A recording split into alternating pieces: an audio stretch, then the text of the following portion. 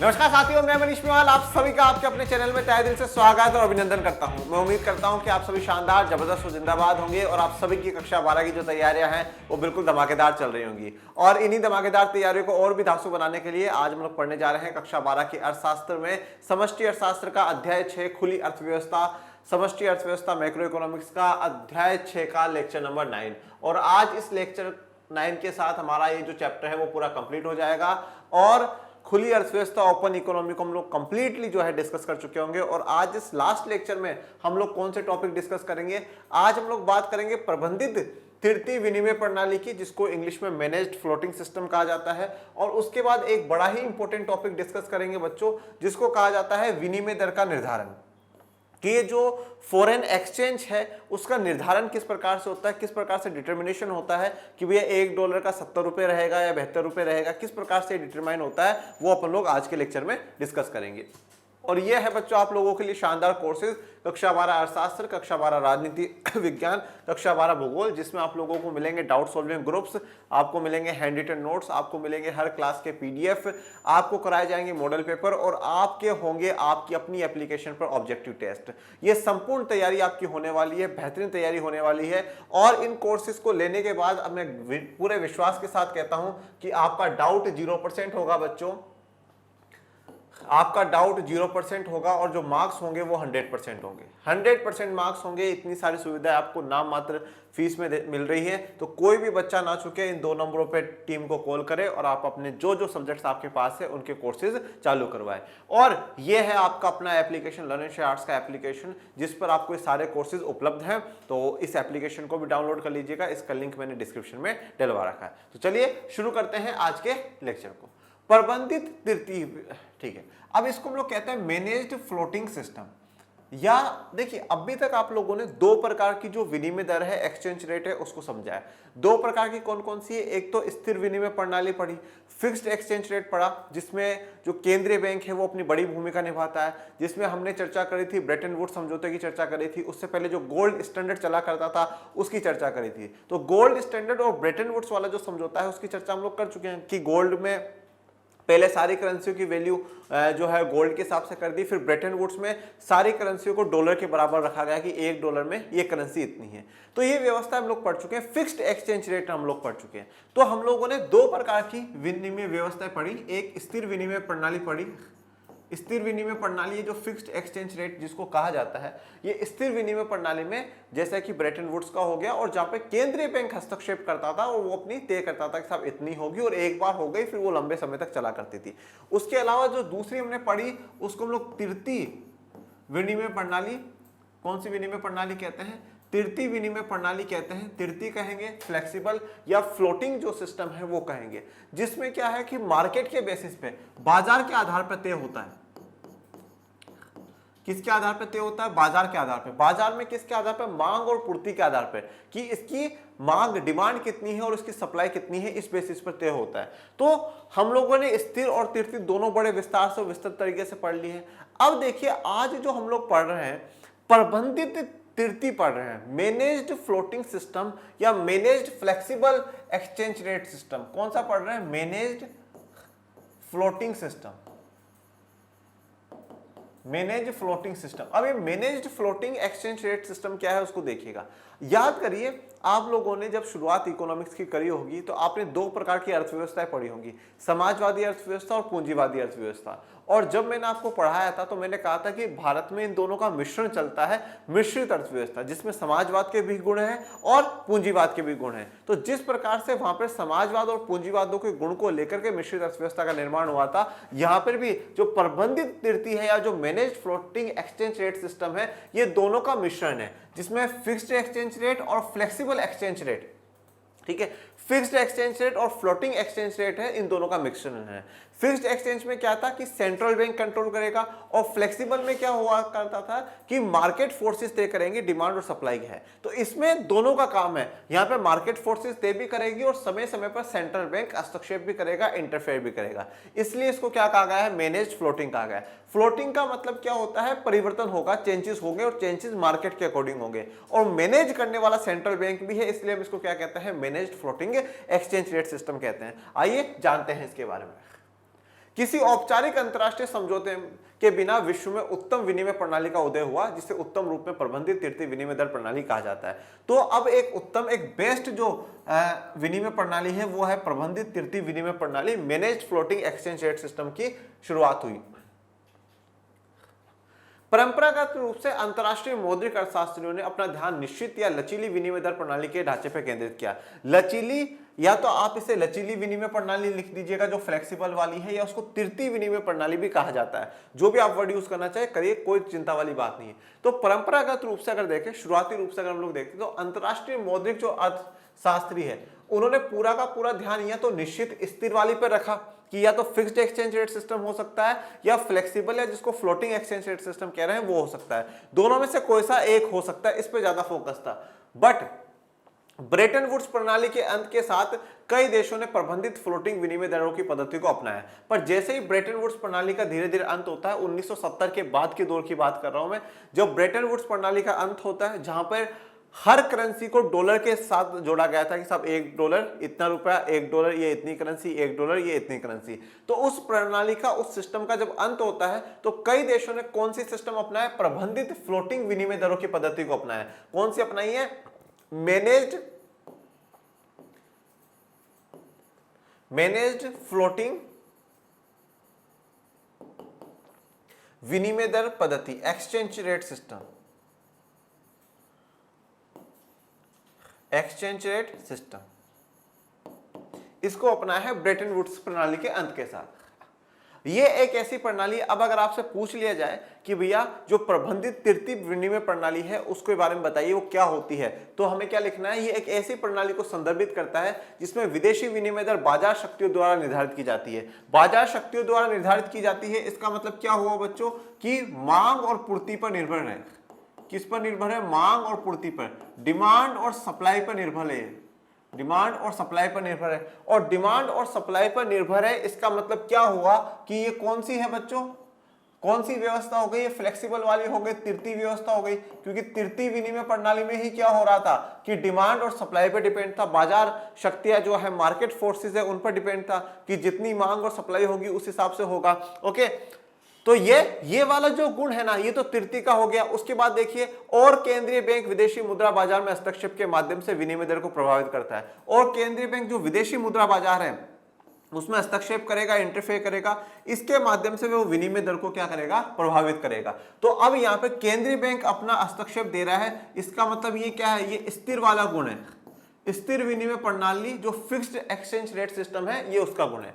तो यहां पर देखिए, जो managed floating exchange rate system है, या हम लोग कहते हैं जो प्रबंधित तृतीय विनिमय प्रणाली है, उसमें तृतीय का भी गुण है और स्थिर का भी गुण है। दोनों का गुण है, और दोनों के गुणों से ही ये क्या बनती है? मैनेज्ड फ्लोटिंग सिस्टम बनता है। कौन सा बनता है बच्चों? Managed floating exchange rate system बनता है। दोनों का गुण है, दोनों का मिश्रण है, इसीलिए इसको हम लोग मैनेज्ड फ्लोटिंग सिस्टम कहते हैं, जिसमें मैनेज्ड भी हो रहा है। मैनेज कौन कर रहा है? प्रबंधन कौन कर रहा है? केंद्रीय बैंक कर रहा है। और तृतीय इसलिए है क्योंकि वो मार्केट फोर्सेस पर निर्भर है।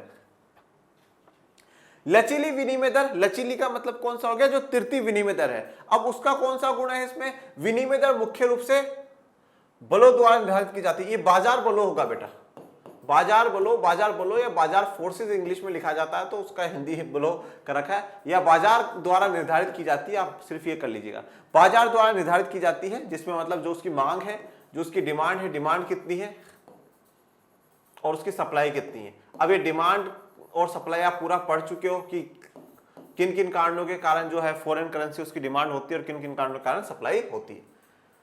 इस प्रणाली में केंद्रीय बैंक विनिमय दर में उतार चढ़ाव को कुछ सीमाओं के भीतर सीमित करने के लिए विदेशी मुद्रा बाजार में हस्तक्षेप करता है। तो अब यहाँ पे क्या है कि स्थिर में केंद्रीय बैंक हस्तक्षेप कर रहा था, तो यहाँ पर भी केंद्रीय बैंक हस्तक्षेप कर रहा है, कुछ सीमाओं तक हस्तक्षेप करता है, जिससे कि जो वो मुद्रा की मांग है या जो पूर्ति है वो बनी रहे। ठीक है, तो वो अपना इंटरफेरेंस कर रहा है।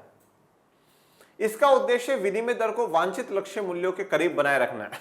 तो देखिए, अब विनिमय दर को कंट्रोल करने का एक मुख्य जो उद्देश्य है वो है वांछित लक्ष्य मूल्य। वांछित लक्ष्य मूल्य क्या? कि इतना हम लोग चाहते हैं, इतना लक्ष्य हमारा है, हम इतना चाहते हैं, तो जितना हम चाहते हैं उसके आसपास में बना रहे, इसलिए क्या करता है सेंट्रल बैंक कंट्रोल करता है। ठीक है, सेंट्रल बैंक कंट्रोल कर रहा है कि सब इतना जो हम चाहते हैं कि हमारी जो करेंसी की वैल्यू है इस डॉलर के साथ इतनी बनी रहे, तो इसके आसपास बनी रहे, इससे ज्यादा या इससे कम नहीं जानी चाहिए। इसके लिए केंद्रीय बैंक सुनिश्चित करने के लिए विदेशी मुद्रा का भंडार रखता है, विनिमय दर लक्षित मूल्य के भीतर है। तो इसलिए क्या है कि विनिमय दर जितना लक्षित करा है, जितना लक्ष्य बनाया उसके भीतर है, इसलिए वो विदेशी मुद्रा का भंडार रखता है कि साहब हमारे पास विदेशी मुद्रा ज्यादा से ज्यादा हो, उसका भंडार हमारे पास ज्यादा से ज्यादा हो। इसे डटी फ्लोटिंग के नाम से भी जाना जाता है, तो इसको डटी फ्लोटिंग के नाम से भी जाना जाता है।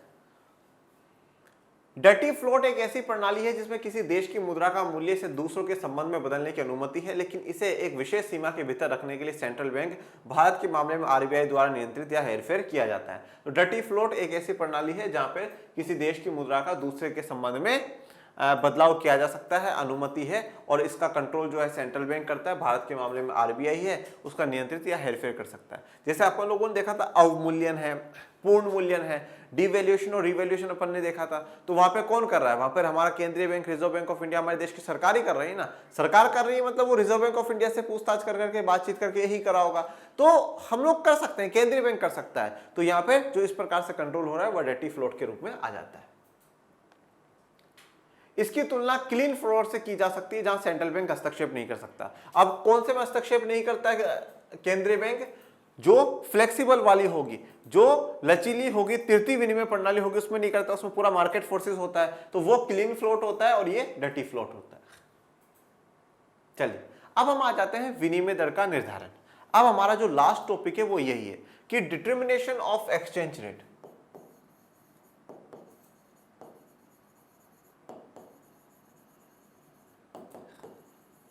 डिटर्मिनेशन ऑफ एक्सचेंज रेट, कौन सी रेट, एक्सचेंज रेट।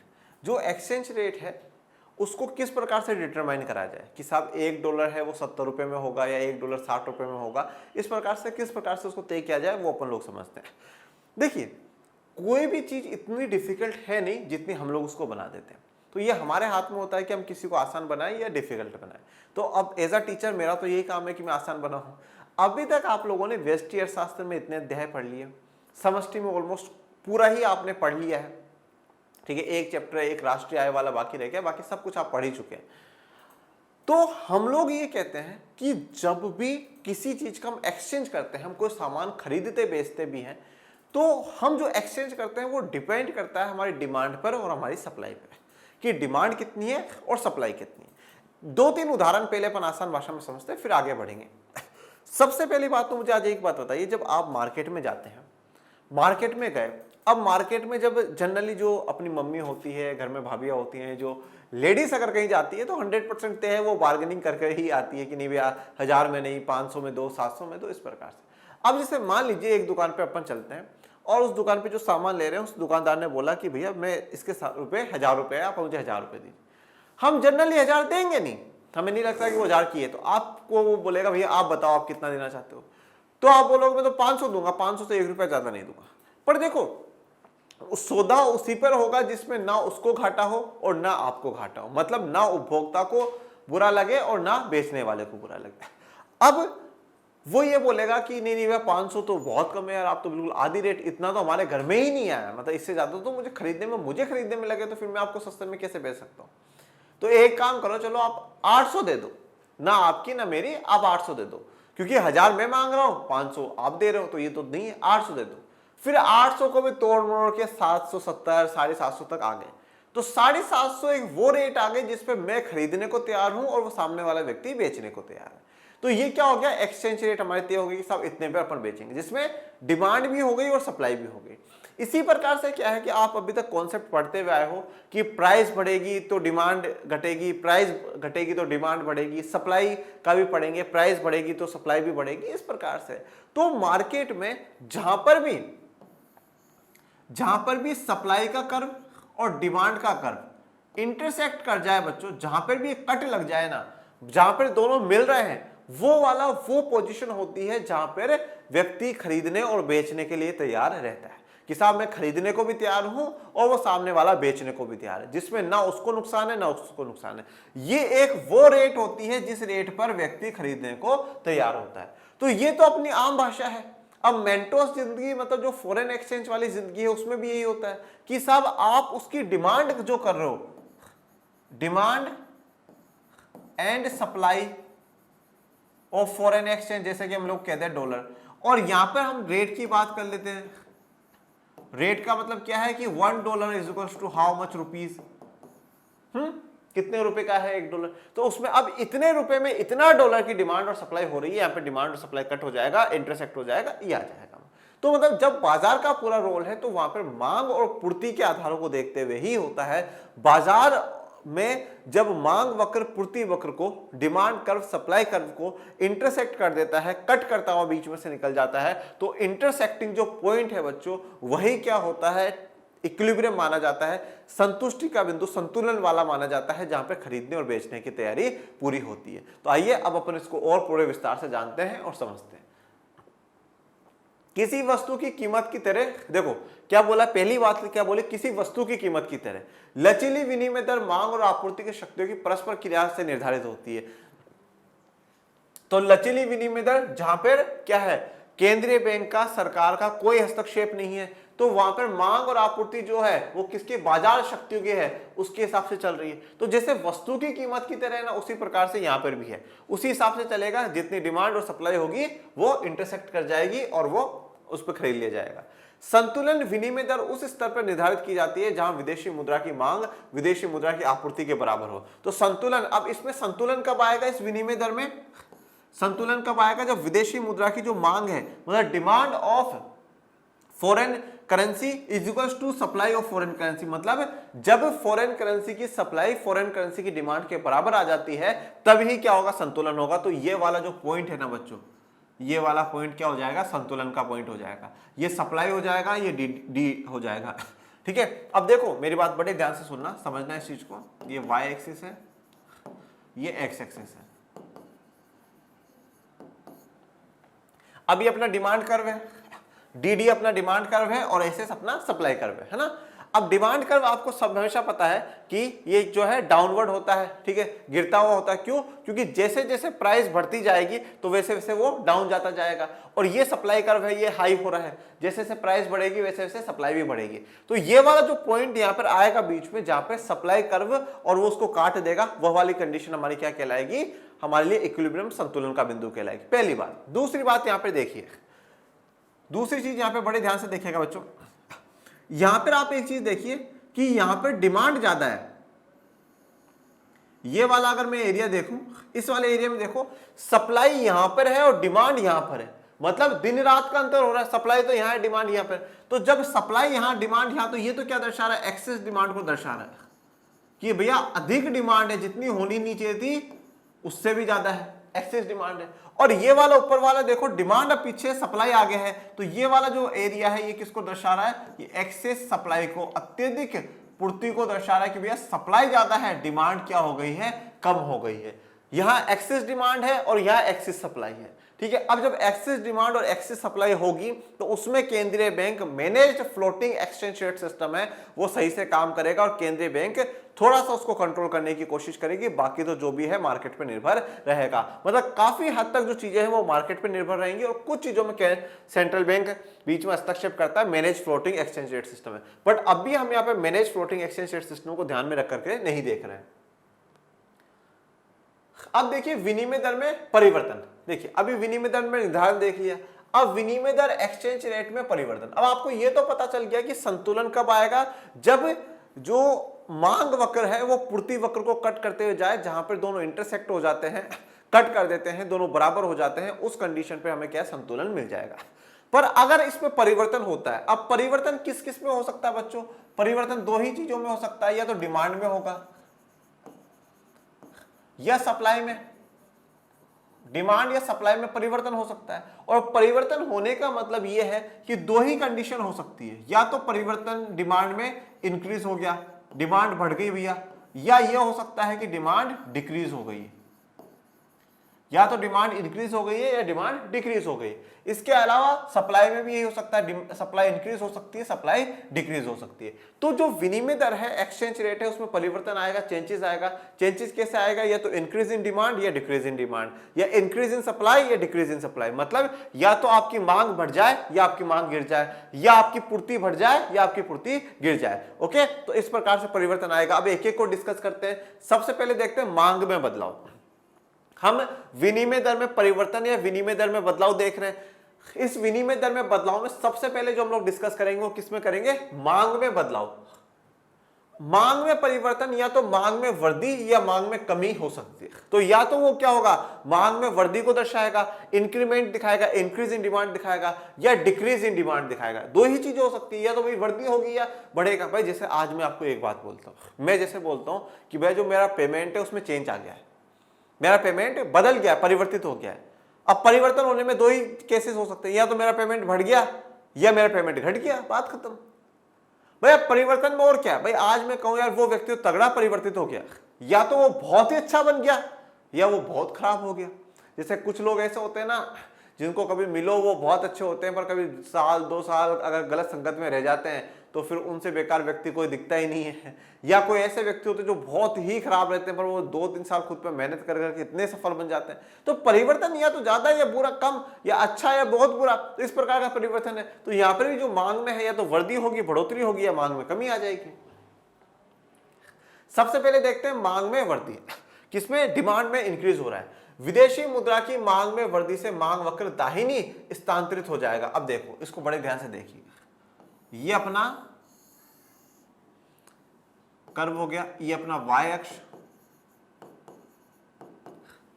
और ये अपना बच्चों x अक्ष,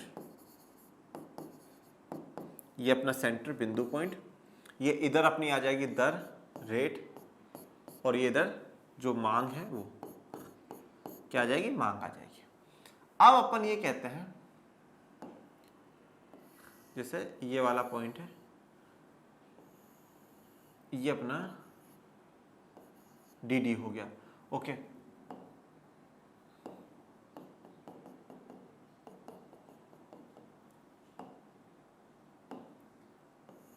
और ये अपना D1 हो गया। ओके, ये डी हो गया, ये D1 हो गया। जब मांग में वृद्धि मतलब मांग बढ़ रही है, अपनी जो वहां की जो करेंसी है उसकी क्या हो रहा है? मांग बढ़ रही है। मांग बढ़ने का मतलब यह है कि ये ऊपर की साइड हमारा जो कर्व है वो दाहिनी ओर राइटवर्ड शिफ्ट हो जाएगा। किधर? राइटवर्ड शिफ्ट हो जाएगा। और यहाँ पे राइटवर्ड शिफ्ट होने का मतलब यह है बच्चों कि मांग में वृद्धि, जो विदेशी मुद्रा है उसकी मांग बढ़ रही है, जो फॉरेन करेंसी उसकी मांग बढ़ रही है। और फॉरेन करेंसी की मांग का बढ़ने का मतलब यह है कि जो हमारी घरेलू मुद्रा है, जो हमारी डोमेस्टिक करेंसी है, बड़े ध्यान से इस चीज को समझ लीजिएगा, जो हमारी डोमेस्टिक करेंसी है बच्चों, उसका क्या हो रहा है? उसका मूल्यह्रास हो रहा है। क्या हो रहा है? मूल्यह्रास हो रहा है। मूल्यह्रास हो रहा है, डेप्रिसिएशन हो रहा है। डेप्रिसिएशन होने का मतलब यह है कि पहले जहां पे 60 रुपए $1 के लिए देने पड़ते थे, अब क्या है? 65 रुपए हमें देने पड़ रहे हैं। क्या हो रहा है? जहां पहले 60 रुपए देने पड़ रहे थे, अब हमें 65 रुपए देने पड़ रहे हैं। ये हमारा क्या है? डेप्रिसिएशन या मूल्यह्रास हो जाएगा। बट लोगों के लिए अब क्या है? वो जो फॉरेन करेंसी है उसकी डिमांड ले रहे हैं, वो ज्यादा मांग रहे हैं, क्योंकि वो ज्यादा मांग रहे हैं। देखो भैया, जैसे मान लीजिए कि आज यहाँ पे ये 2 चीजें हैं, ये 2 है, ठीक है। एक तरफ जैसे मान लीजिए एक दुकानदार है, वो चाय और कॉफी दोनों बनाता है। ये चाय है, ये कॉफी है। आज एक बात मान लीजिए, पहले दोनों ठीक ठाक चल रहे थे, बराबर थे, पर धीरे धीरे क्या हुआ? चाय की जो डिमांड है वो बढ़ना शुरू हुई। पर जैसे जैसे चाय की डिमांड बढ़ रही है, कॉफी वहीं की वहीं है, जितने लोग पी रहे थे वो तो पी रहे। बट आप क्या कहेंगे कि कॉफी की डिमांड क्या हो गई है? कम हो गई है।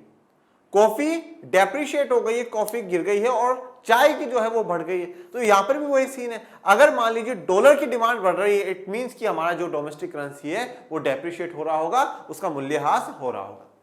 फिर आ जाइए आगे। अब आ जाइए मांग में कमी से मतलब है कि ये बाई ओर स्थानांतरित हो जाएगा। तो इसका बिल्कुल जो उल्टा वक्र है वो बन जाएगा। इसका जो है बिल्कुल उल्टा वक्र बना देंगे। ये वाई अक्ष और ये अपना एक्स अक्ष, ये 0 सेंटर, ये दर आ जाएगी और इधर मांग आ जाएगी। ये जैसे मान लीजिए एक अपन ने डी मान लिया और फिर क्या हुआ कि जैसे ये अपना इस प्रकार D2 ले लीजिए, ये गिरावट आ गई। मतलब ये वाली जो करेंसी है इसकी मांग क्या हो चुकी है, कम हो चुकी है। इसकी मांग कम होने का मतलब ये है कि जो हमारी डोमेस्टिक करेंसी है बच्चों,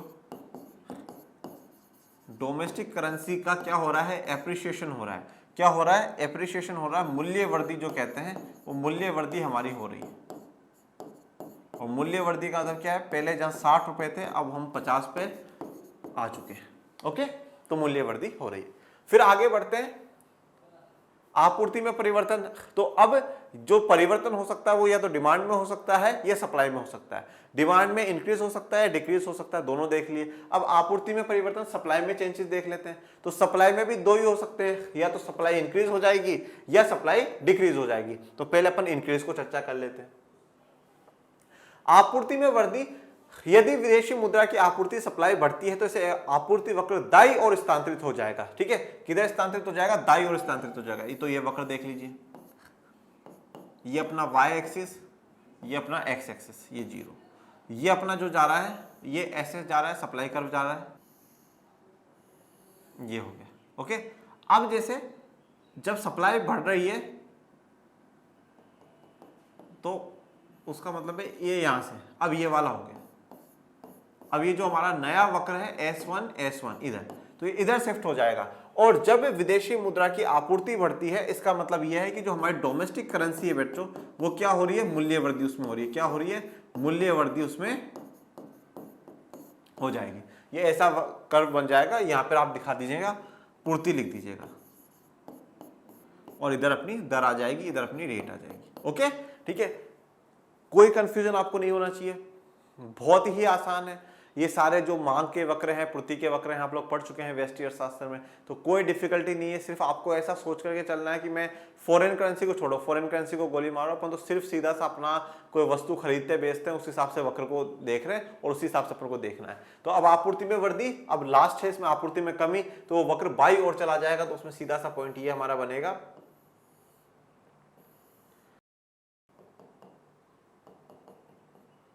ये इस प्रकार से, ये S2 ये इधर आ जाएगा, ये इधर चला जाएगा, ये y अक्ष हो जाएगा, ये x अक्ष हो जाएगा, ये दर, रेट और ये पूर्ति।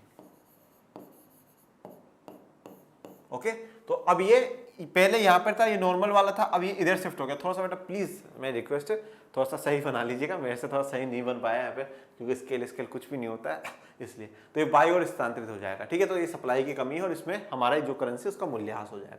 ये हमारा टॉपिक और चैप्टर हमारा पूरा कंप्लीट हो चुका है। ओके, और ये आप लोगों के लिए बच्चों कोर्सेज हैं, कक्षा 12 अर्थशास्त्र, राजनीति विज्ञान और भूगोल, जिसमें आपको doubt solving group, handwritten notes, आपको हर क्लास की PDF मिलेंगी, आप लोगों को मॉडल पेपर कराए जाएंगे और आपके टेस्ट होंगे, ऑब्जेक्टिव टेस्ट, जो कि आपके अपनी एक एप्लीकेशन लर्निंग शार्ट्स के एप्लीकेशन पे होंगे, जिसका लिंक डिस्क्रिप्शन में मैंने डलवा रखा है, डाउनलोड कर लीजिएगा। और कोर्स लेने के लिए 2 नंबर पर कॉल करें और टीम को कहें कि सर मैम हमारा कोर्स स्टार्ट कर दीजिए। तो अब हम लोग कक्षा 12 अर्थशास्त्र में व्यष्टि अर्थशास्त्र का एक अध्याय करेंगे और फिर आगे बढ़ेंगे। और आज का लेक्चर आपको कैसा लगा ये जरूर बताइएगा, और पढ़ते रहिए, आगे बढ़ते रहिए, और आपके अपने चैनल लर्निंग शार्ट्स को ज़्यादा से ज़्यादा लाइक, शेयर, सब्सक्राइब करते रहिए। और मैं मिलूंगा नेक्स्ट लेक्चर में नए अध्याय के साथ। तब तक के लिए थैंक यू सो मच। जय हिंद, जय भारत।